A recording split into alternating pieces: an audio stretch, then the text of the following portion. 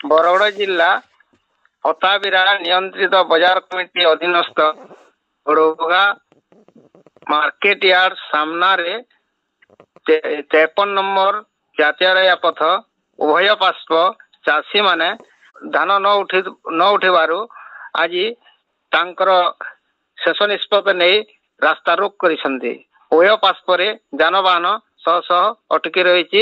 ଲୋକେ ହଇରାଣ ହରକତ ହେଉଛନ୍ତି।